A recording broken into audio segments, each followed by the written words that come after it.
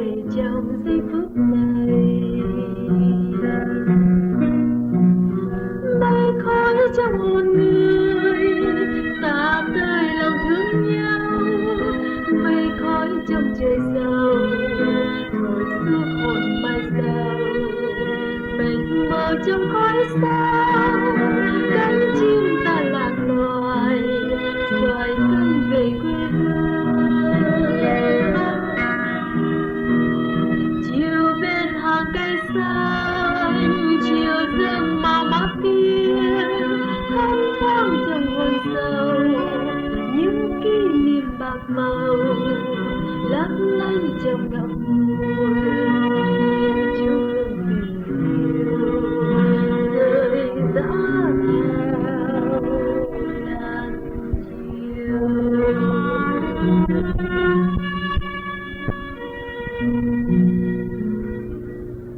Đây khói trong hồn người, đây khói trong dòng đời đang cuốn trôi về khơi và những hàng cây dừa trôi qua ngoài hiên mưa, có những hàng hoa hiên chờ bên mùa thu nào.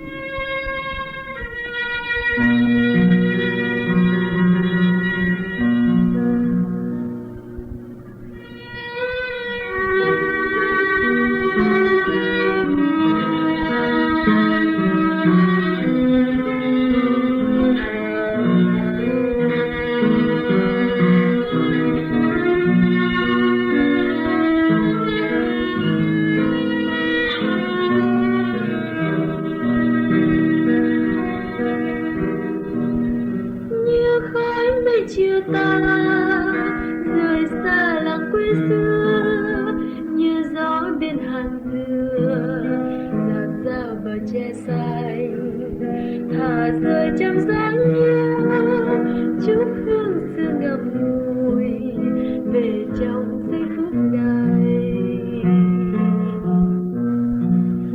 Mây khói trong hồn người ta tươi lòng thương nhau, mây khói trong trời sâu hồi xưa hồn mai sau.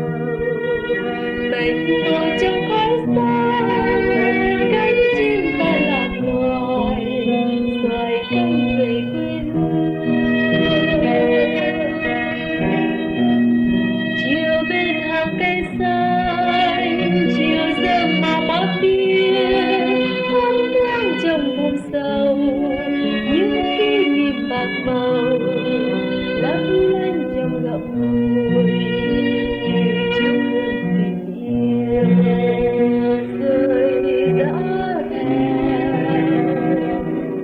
ngàn chiều.